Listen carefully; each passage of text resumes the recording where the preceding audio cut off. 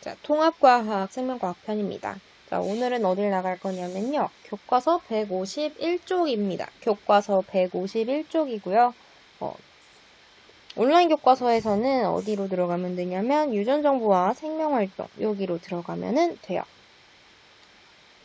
그러면 수업 시작해 볼게요. 수업하기 전에 우리 세포 내 소기관 중에 가장 컸던 세포 내 소기관의 이름은 뭐였죠? 바로 핵이었습니다. 자, 이 핵 안엔 무엇이 있었어요? 바로 유전물질인 DNA가 있었어요. 유전물질. 이 DNA 위에는 여러 유전 정보가 담겨 있는데요. 대략 우리 인간은 한 2만 개에서 2만 5천 개. 이 교과서에 다 써 있습니다. 여기 사이드에 있는데 2만 개에서 2만 5천 개 정도의 유전자가 바로 DNA 위에 있다고 합니다. 참 신기하죠? 자, 한번은 DNA, 유전자, 염색체, 이게 다 뭔지 한번 개념을 한번 볼게요. 우리 DNA의 단위체가 바로 인산당 염기, 뉴클레오타이드였어요. 자, 그래서 염기가 이제 A, G, C, T였죠. 그래서 염기 서열이 바로 어떤 특정 유전 정보라고 할 수 있어요. 그래서 유전자라고 합니다. 특정 형질을 담고 있는 염기 서열 부분을 바로 유전자라고 합니다.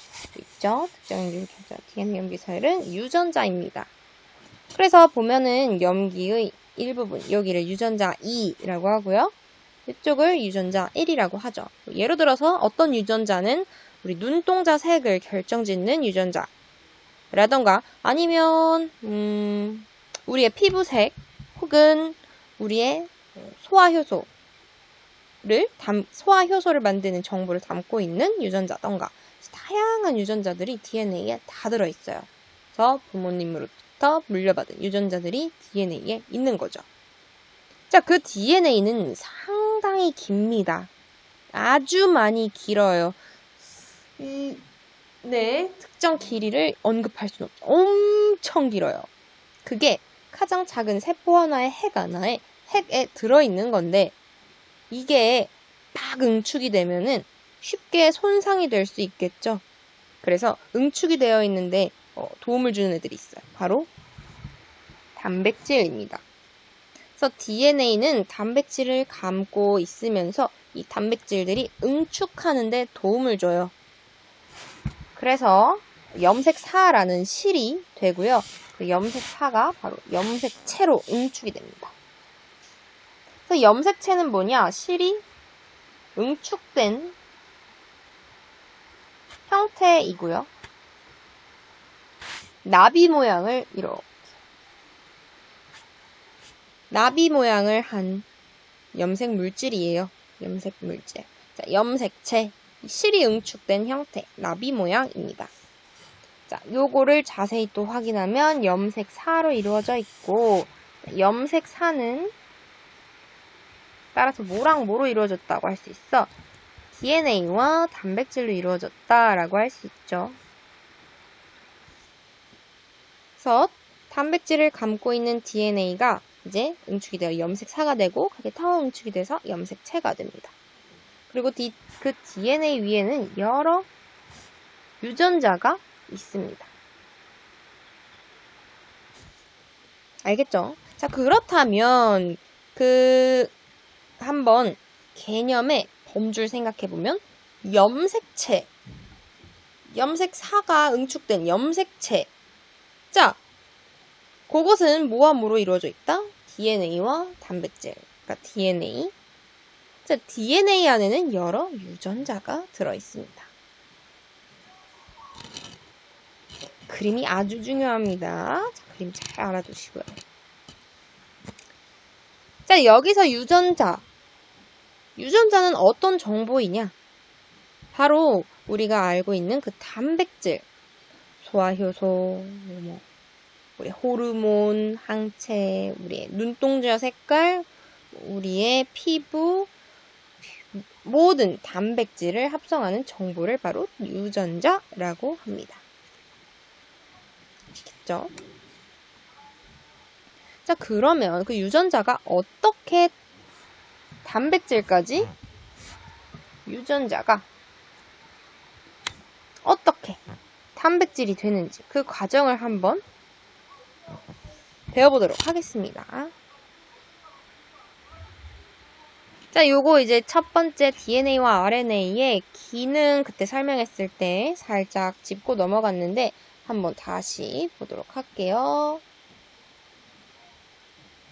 자, 우리의 세포가 있고요. 여기 안에 핵이 있어. 핵공을 한번 표시해야지.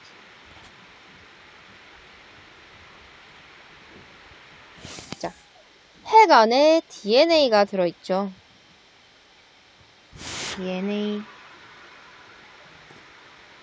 이중나선 구조의 DNA가 핵 안에 들어있어.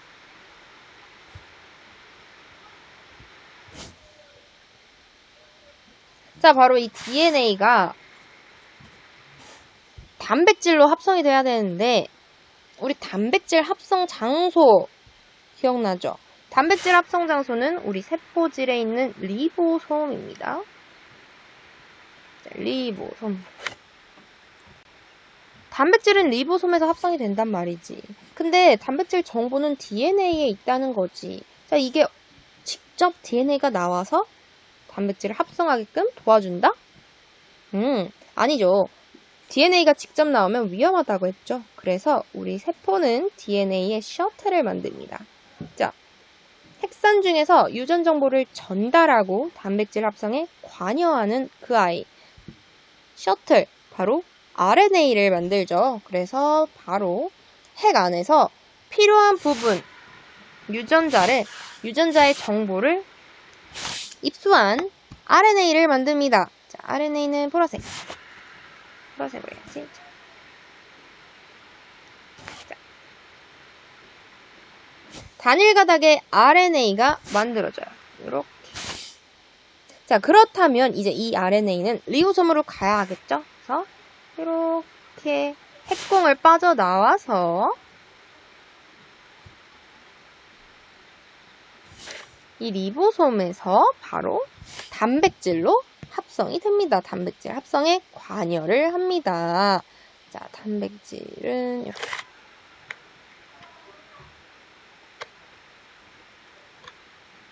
최종적으로 단백질이 만들어져요. 자, 우리는 이제 이 과정마다 이름을 붙여 넣어줄 건데요. 자, 바로 DNA가 RNA가 되는 그 과정을 우리는 전사라고 하고요. RNA가 단백질이 되는 이 과정을 우리는 번역이라고 할 거예요. 앞으로 전사와 번역을 기억해 주세요.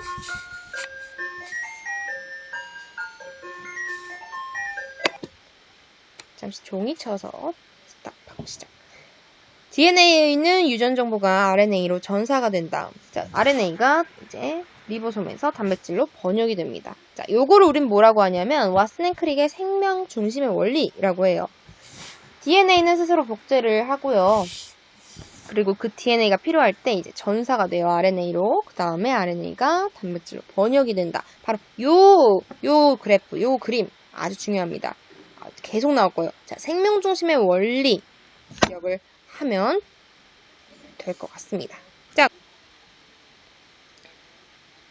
이제 전사 번역에 대해서 조금 더 자세히 들어가 보도록 하겠습니다. 자, 전사 과정은 DNA에서 RNA로 되는 과정이라고 했습니다. 자, 여기 보이죠? DNA가 RNA로 정보를 전사하는 과정입니다. 여기 보이죠? DNA가 RNA로 정보를 전사하는 과정. 바로 장소는 핵 내부이고요.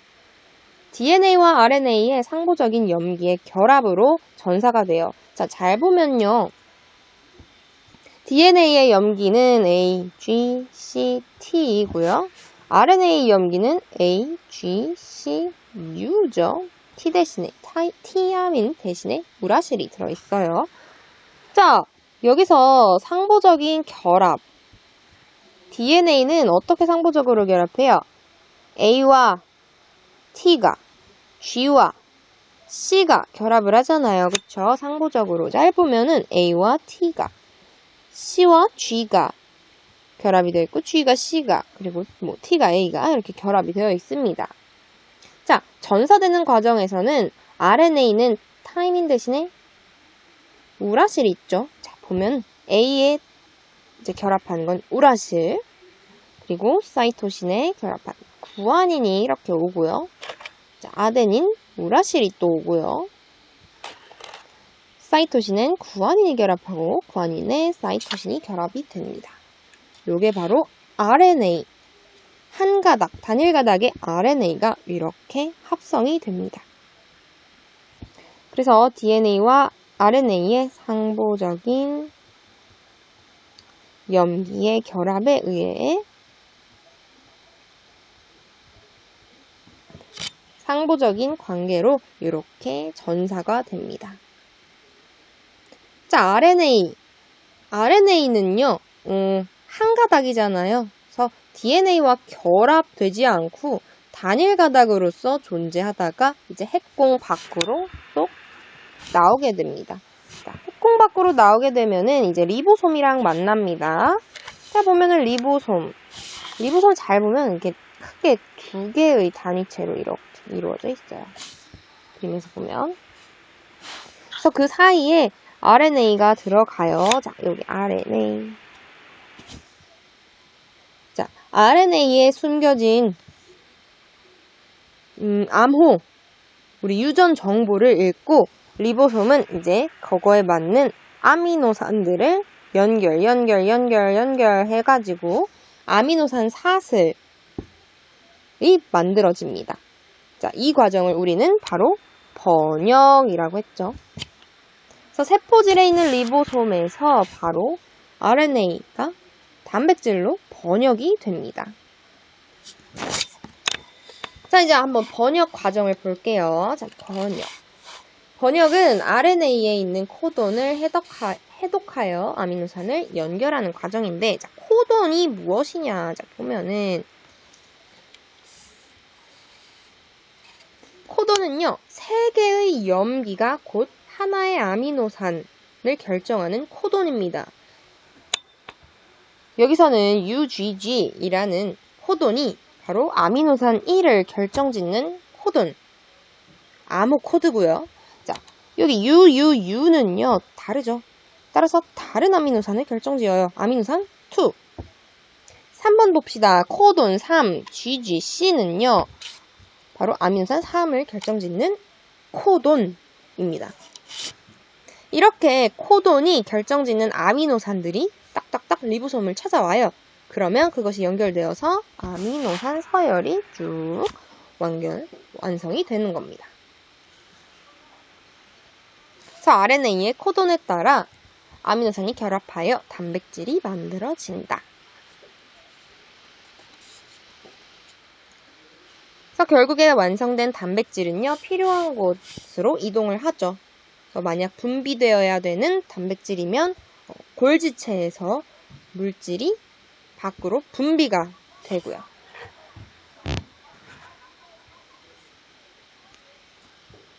자, 마지막으로 그럼 코돈이 무엇이고 코돈은 대체 어떻게 읽냐? 자, 코돈표라고 있어요. 자, 요 그래프가 바로 코돈표입니다. 자, RNA 아까 위에 잠깐 볼게요. RNA 아까 그림 보면은 UGG 코돈이 있어요. 코돈 1은 UGG였어요. 자, UGG 한번 볼까? UGG. 자, 여기 있다. UGG 같은 경우에는 구술 9가 오게 하네요. 이제 구술이라는 거는 여기서 아미노산을 의미해요. 아미노산. 그래서 UGG 코돈은 아미노산 9가 오게 하고요. 자, 보면 또 UUU 같은 경우에는 뭐가 오게 하냐? UUU 여기 있다. UUU는 구슬 1이라는 아미노산이 오게끔 합니다. 자, 모든 아미노산은 이름이 있지만 우리는 아미노산 이름을 아직은 외울 필요가 없죠. 알 필요가 없어. 그냥 이렇게 코돈을 읽는다. 코돈표를 읽을 줄만 알면 돼요. 알겠죠? 근데 여기에서 조금 신기한 게 있어요. 자, 볼게. 자, 여기. ACU, ACC, ACA, ACG라는 코돈은요. 아미노산이 똑같아요. 14번 아미노산. 자, 요런 경우도 있습니다. 또 어디 있냐? 여기 있죠? GGU, GGC, GGA, GGG. 이 코드는요, 똑같이 20번 아미노산이 오게끔 합니다. 이런 식으로, 코돈은요, 같은 아미노산을 오게끔 하는 코돈이 몇 있어요. 그래서 이 표가 정리를 해준 거니까 한번 보면 되고요. 이게 전부 모든 가능성, 코돈의 모든 가능성을 나타낸 것입니다. 그래서 쭉 만들다가 UAA, UAG, 그리고 UGA를 만나면요. 여기에 맞는 아미노산이 없어요. 따라서 아미노산 연결되다가 아미노산이 비어버려. 오는 아미노산 없겠죠? 그러면 만드는 합성을 끝내버립니다. 그래서 연결이 멈춤이라고 적혀있죠.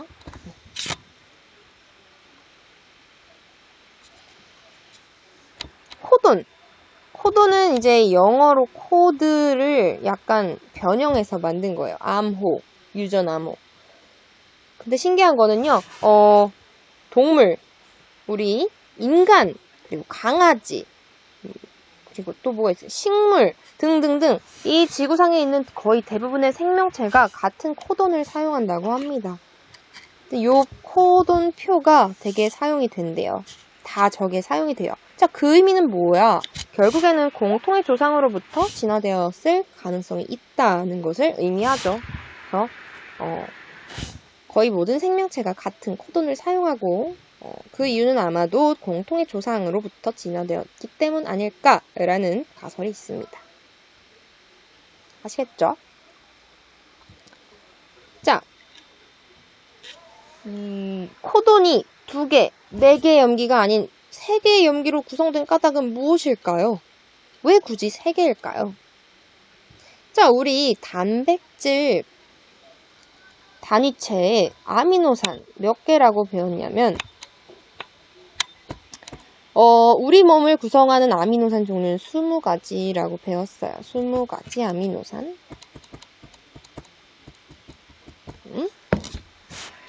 만약에 코돈이 1개라고 칩시다. 1개의 염기. 자.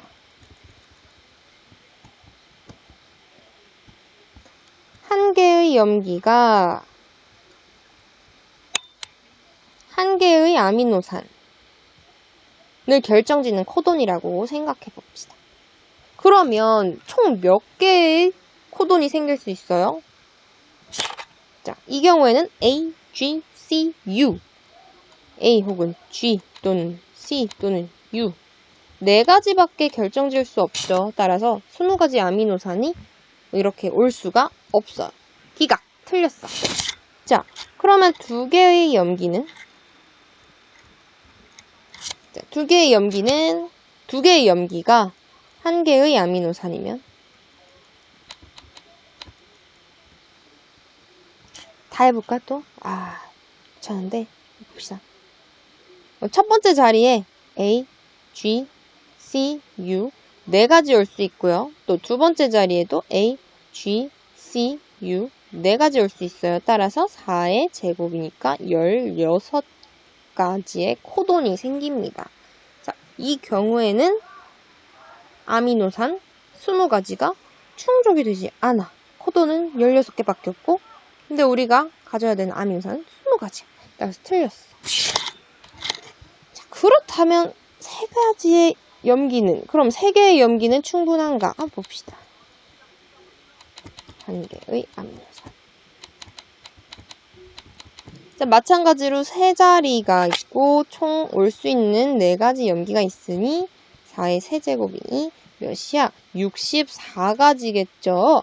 64가지의 코돈이야. 근데 아까 보니까 겹치는 게 좀 있었어요. 그쵸?